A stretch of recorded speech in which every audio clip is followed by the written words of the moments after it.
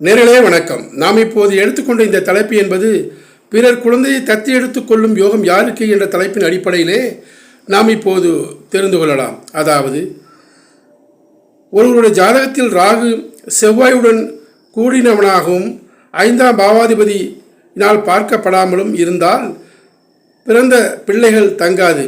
பிறர் பிள்ளைகளை தத்தி எடுத்துக்கொள்ளும் யோகம் அவருக்கு உண்டாகும்.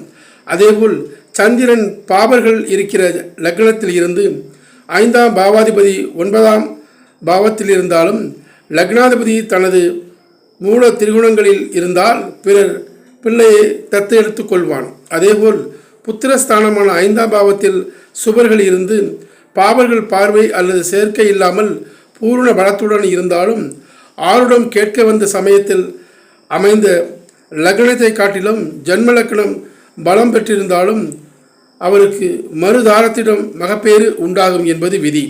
அதேபோல் ஆருடம் காலத்திய லக்னமும் ஜன்ம லக்னமும் பலவீனமாக இருந்தால் பிறர் குழந்தையை தத்து எடுத்து கொள்வான்.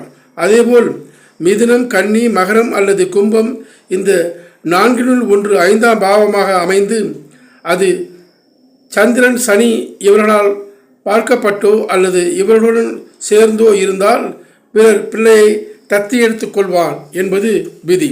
அதேபோல் மிதுனம் லக்னம் மிதுன ராசியின் 4வது பாகம் அல்லது மிதுன சனியின் நவம்ச பாவமாக இருந்து அதில் 5ஆம் பாவாதிபதி இருந்தாலும் பிறர் குழந்தையை தத்தி எடுத்து கொள்வான்.